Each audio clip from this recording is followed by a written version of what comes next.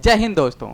तो जैसा कि आप मेरे पीछे वाले स्क्रीन पे देख पा रहे हैं कि यहाँ पे मिराज 2000, मिग और राफेल की तस्वीरें लगी हुई है।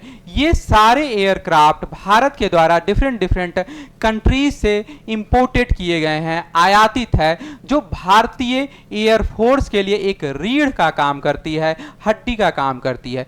इसी क्रम में आज हम लोग बात करने जा रहे हैं भारत द्वारा निर्मित तेजस के बारे में, जैसा कि आप थंबनेल पे देख चुके हैं, और साथ ही साथ तेजस के डिफरेंट वर्जन के बारे में हम लोग डिस्कस करेंगे। कौन कौन सा डिफरेंट वर्जन इसका अभी अवेलेबल है। साथ ही साथ इस तेजस का कंपैरिजन पाकिस्तान में निर्मित JK-17 से भी करेंगे और कंपैरिजन करके यह भी जानने का कोशिश करेंगे कि कौन ज्यादा पावरफुल है। कहने को तो JK-17 पाकिस्तान में निर्मित है, मेड इन पाकिस्तान है, बट इसके सारे कंपोनेंट चाइना से इंपोर्टेड हैं और पाकिस्तान में असेंबल किया गया और इसको मेड इन पाकिस्तान बना करके दुनिया में प्रचारित किया जा रहा है कि यह पाकिस्तान में निर्मित है। साथ ही साथ तेजस की पूरी खूबियों के बारे में, इसके इतिहास के बारे में और इसकी मारक क्षमता के बारे में जानने का आज प्रयास करते हैं। तो बने रहिए हमारे साथ। तो करीब करीब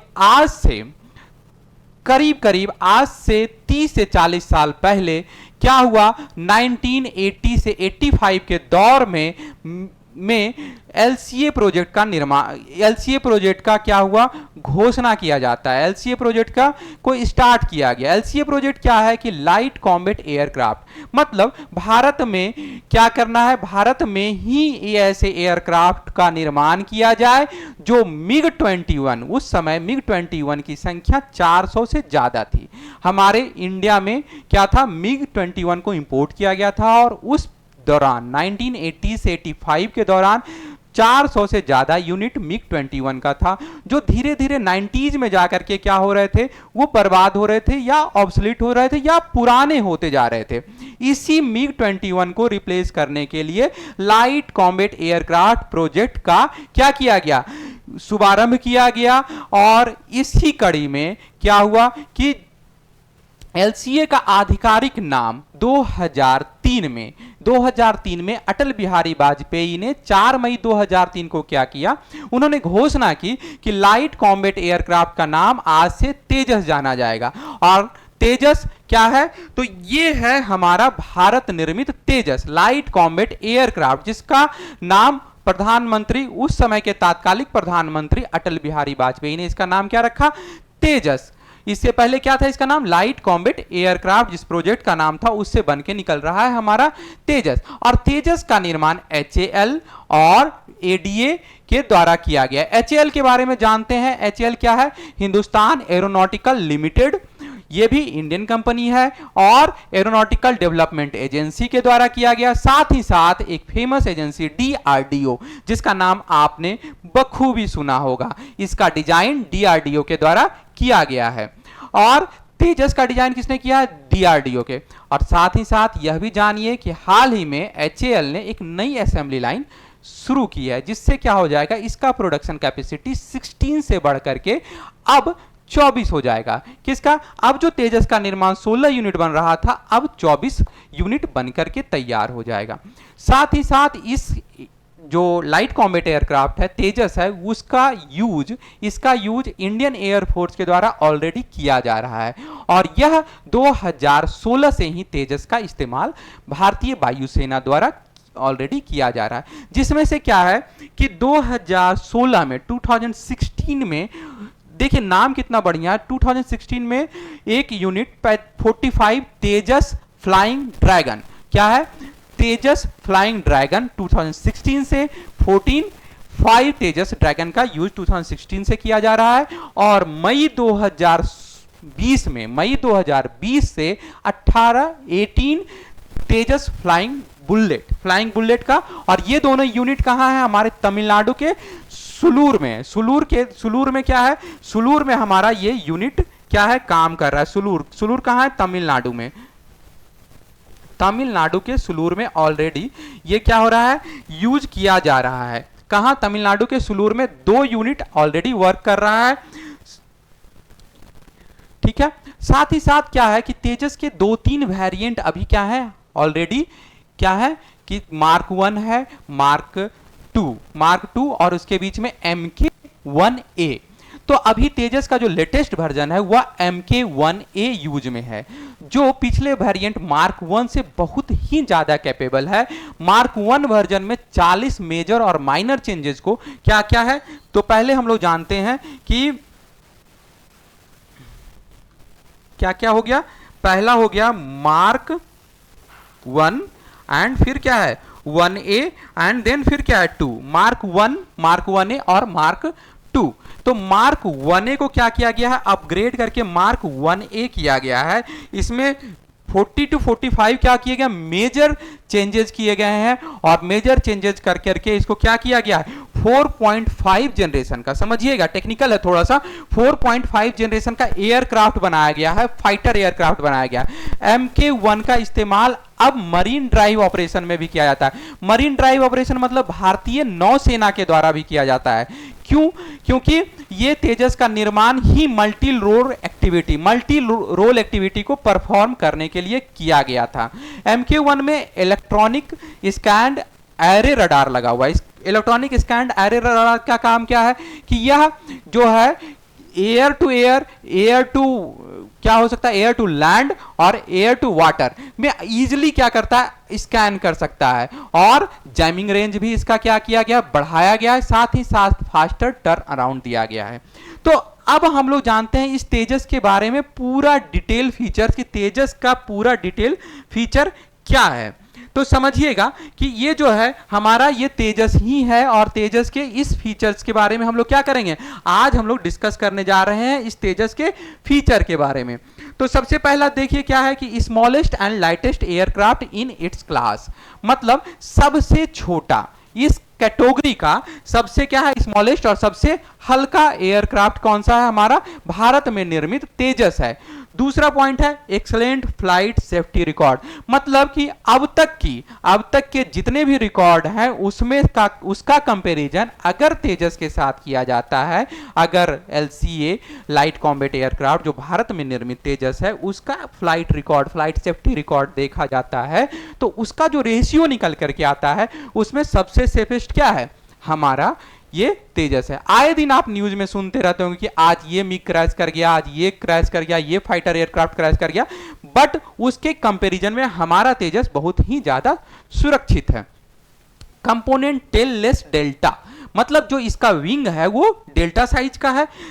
डेल्टा जो हमारा ग्रीक लेटर है उसके साइज का है, उसके सिंबल का है, साथ ही साथ कंपाउंड टेललेस है। टेललेस की बात समझिए कि टेललेस कहने का मतलब क्या होता है कि अगर टेललेस है ये इसके पीछे क्या है, टेल नहीं है, इसके पीछे जो पूंछ होता है वो टेल नहीं है, तो इससे क्या होता है कि जो कैपेसिटी होता है कैरी करने का, मिसाइल का, वेपन का या कोई भी बम को कैरी करने का कैपेसिटी बढ़ जाता है।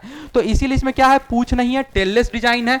In flight refuelling system IFR probe दिया गया। IFR प्रोब कहने का मतलब कि ये उड़ते हुए भी इसमें क्या हो सकता है, देखिएगा एक हमारी तस्वीर है यहाँ पे जिसमें क्या किया गया है कि ये जो है एयरक्राफ्ट को क्या किया गया, रिफ्यूल किया जा रहा है on flight, on air he refuelling की व्यवस्था दी गई है। इसमें क्या कर सकते हैं कि यहाँ पे हम लोग हवाई जहाज जब उड़ रहा है, फाइटर जेट जब उड़ रहा है तभी रिफ्यूलिंग किया जा सकता है ऑन एयर, जिससे इसकी कैपेसिटी क्या होता है, फ्लाइंग कैपेसिटी बहुत ज्यादा इंक्रीज हो जाती है।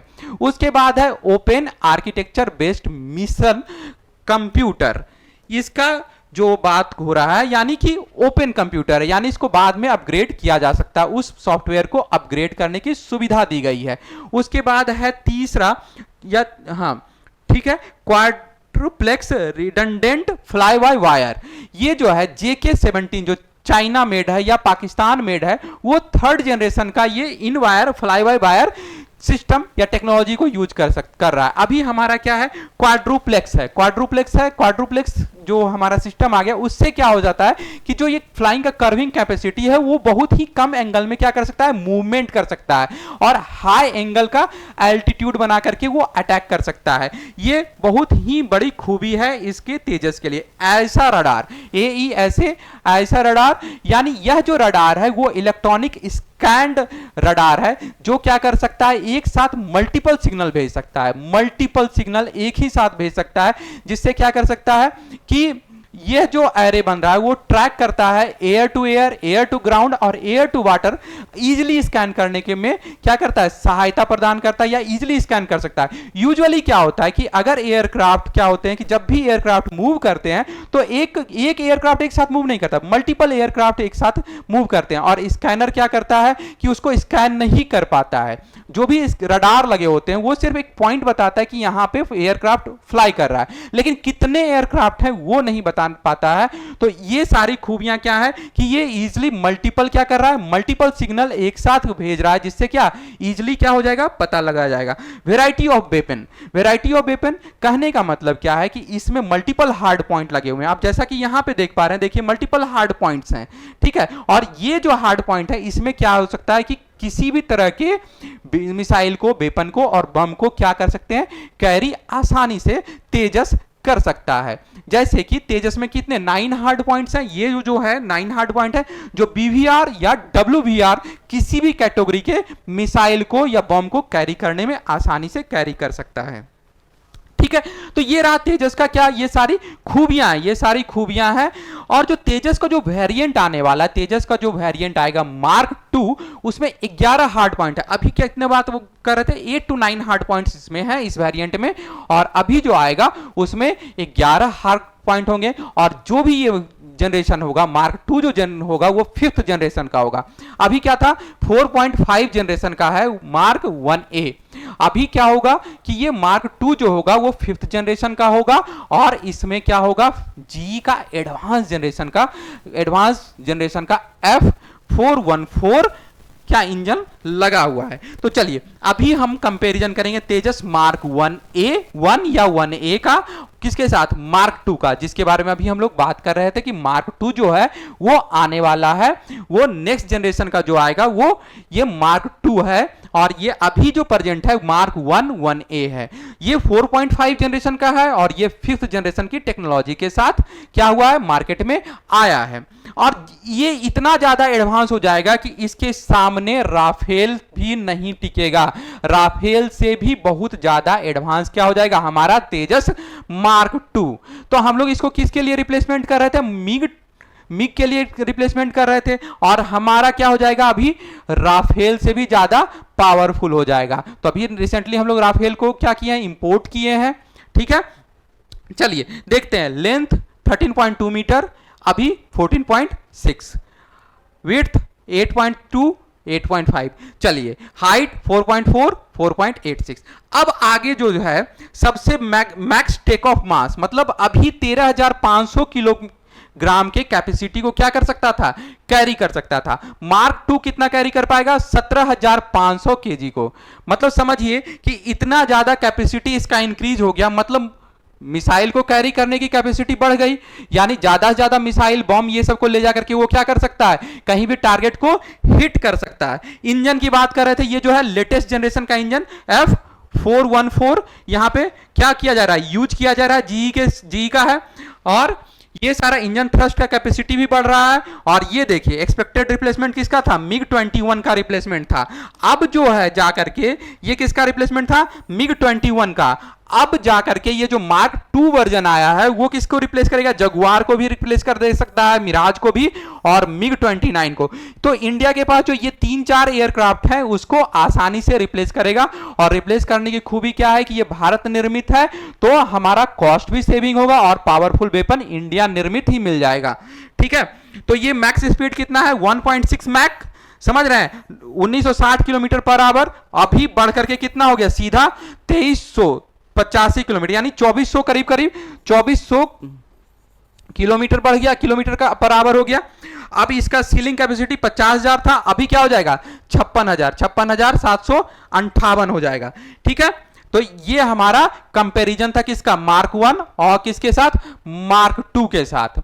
तो यहां पे अभी हम लोग बात कर रहे थे किसके बारे में, तेजस के बारे में, और साथ ही साथ यह भी जानने की कोशिश करते हैं कि तेजस जो है भारत में निर्मित है, और भारत में निर्मित होने के साथ साथ इसमें क्या है, करीब करीब 500 कंपनियां, 500 छोटी बड़ी कंपनियां इसके कंपोनेंट का निर्माण कर रही है। ये अकेले क्या हो रहा है कि 500 अलग अलग कंपनियों का क्या है, इसके साथ कोलैबोरेशन है, और वो लोग अलग अलग चीजों को बना रहे हैं। और HAL क्या कर रहा है, फाइनल इंटीग्रेशन कर रहा है। फाइनल इंटीग्रेशन कहां हो रहा है, HAL के द्वारा।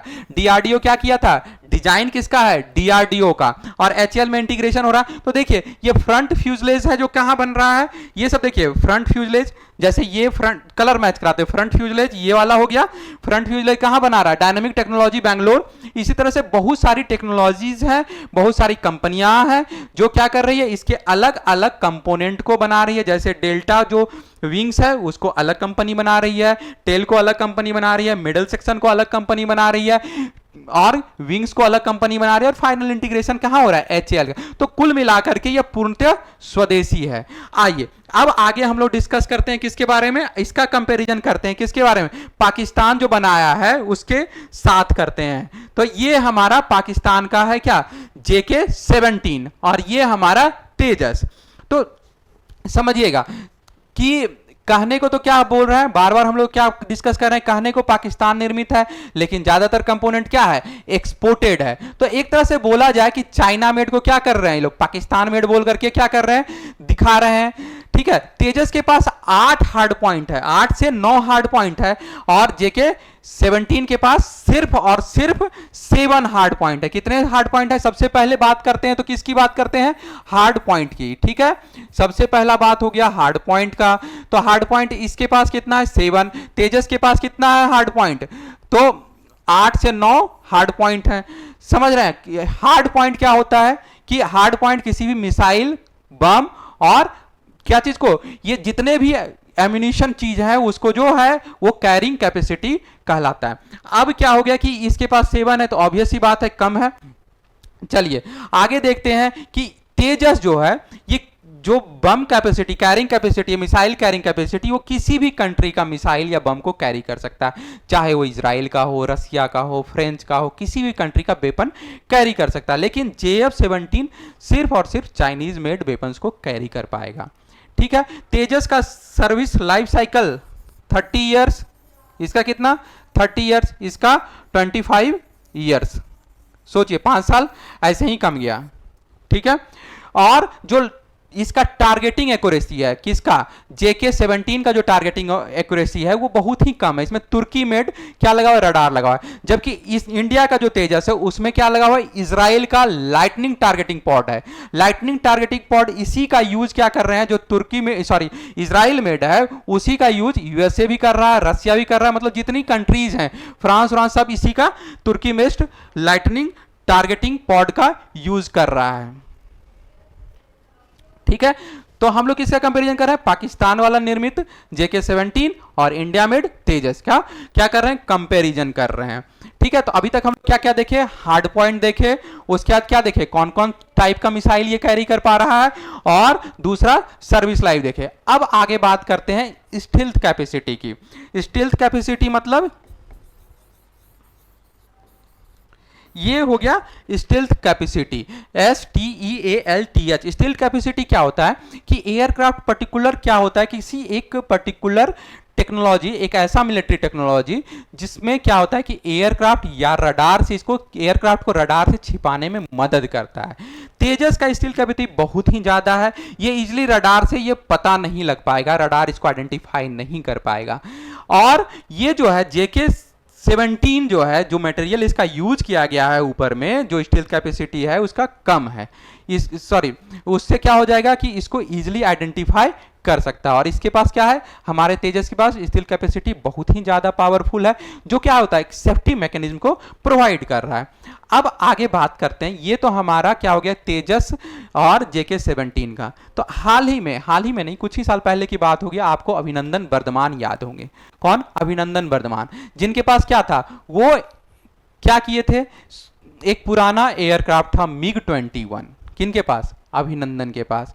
और जब लड़ाई हो रहा था तो अमेरिका का जो एडवांस वर्जन वाला एयरक्राफ्ट था F-16, उसको क्या किए थे, मार गिराए थे। याद है वो वाला स्टोरी, ये मूंछों वाला जो अभिनंदन वर्धमान, याद होंगे आपको।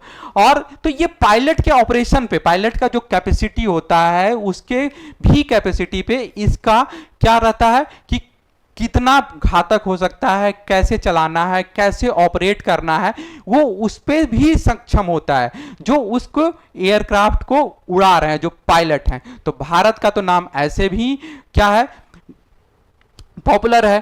तो एयरक्राफ्ट के सारे फीचर वो कैसे यूज कर रहा है एनिमी के अगेंस्ट में, उससे भी ये डिस्कस होता है, उससे भी ये डिसाइड होता है कि कौन ज्यादा पावरफुल है। तो आज का डिस्कशन यहीं तक।